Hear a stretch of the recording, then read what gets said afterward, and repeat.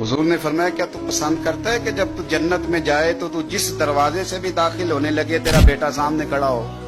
میرے مصطفیٰ کریم صلی اللہ تعالی علیہ وسلم کے صحابی حضور کے سامنے کھڑے ہیں، نسائی میں حدیث ہے، اور ان کے ساتھ نا ان کا چھوٹا سا بچہ ہے۔ تو حضور فرمانے لگے اس صحابی سے کہ بڑا پیار ہے تجھے بیٹے سے؟ اس نے کہا حضور بڑا ہی پیار ہے۔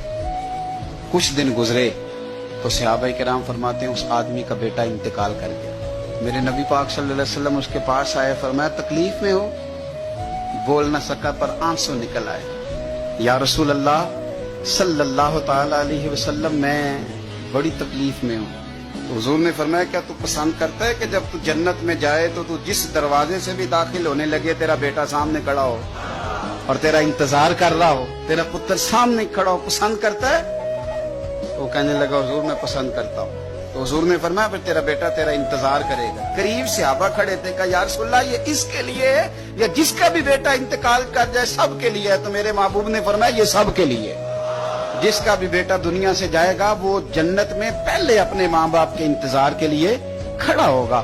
میرے نبی پاک علیہ السلام نے فرمایا تو صبر تو کر لو۔ اور حضور نے ایک اور حدیث بھی بیان فرمائی، فرمایا جب اللہ تعالیٰ کے فرشتے حضرت اسرائیل علیہ السلام کسی کے بچے کی روح قبض کرتے ہیں نا، تو وہ قبض کر کے آتے ہیں تو اللہ فرماتا ہے بتاؤ میرا بندہ کیا کہہ رہا تھا؟ تم اس کے جگر کا ٹکڑا لے آئے ہو، اس نے کیا کہا تھا؟ ایسا تو نہیں نا کہ مالک بے خبر ہے، وہ تو سارا کچھ جانتا ہے نا، بتاؤ وہ کیا کہتا تھا؟